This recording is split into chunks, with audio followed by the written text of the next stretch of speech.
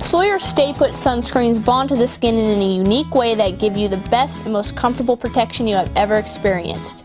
Think of it as a breathable matrix. While most sunscreens hold the lotion in the top two layers of the skin, Sawyer Stay Put sunscreen also bond the sun ray absorbing agents deeper into the skin.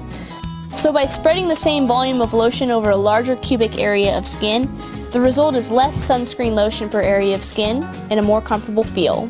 You will hardly even know when you have sunscreen on, and the deeper the lotion is, the less likely to wash off and rub off than surface sunscreens. Your skin has many layers of cells from the base to the top.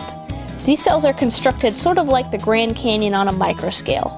That is how sweat that is generated at the lowest level can pass to the top layer of skin. Sawyer Stay Put sunscreens use a special technology to bond the ray-absorbing agents to the sidewalls of those canyons. Thus, sweat and water pass over the compounds without flushing them away.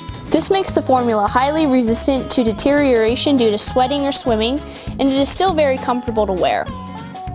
An SPF 30 blocks out or absorbs 97% of UVB sun rays, and naturally your skin can handle 70% of those rays without burning. Therefore, in reality, you very seldom need more than an SPF 30 to get all the protection you need from harmful rays. To achieve an SPF of 45 or 50, manufacturers have to add 25 to 50% more absorbing agents to their formulas, and the result is only an extra 1 or 2% absorption of the sun rays.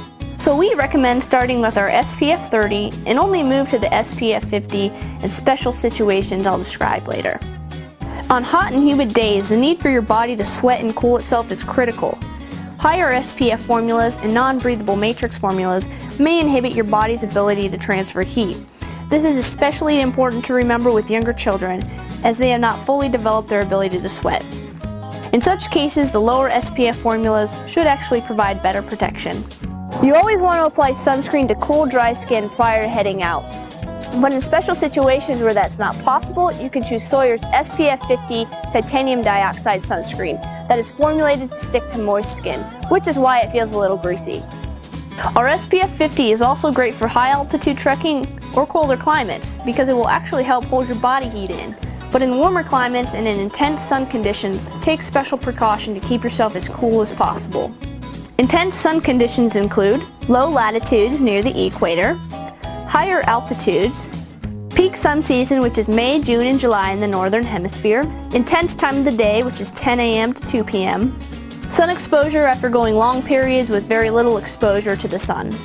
Areas of thin skin like the nose or the top of the ears may need reapplication of the SPF 30 or the special SPF 50 later in the day after heavy rubbing from a backpack or life jacket or in humid, moist conditions.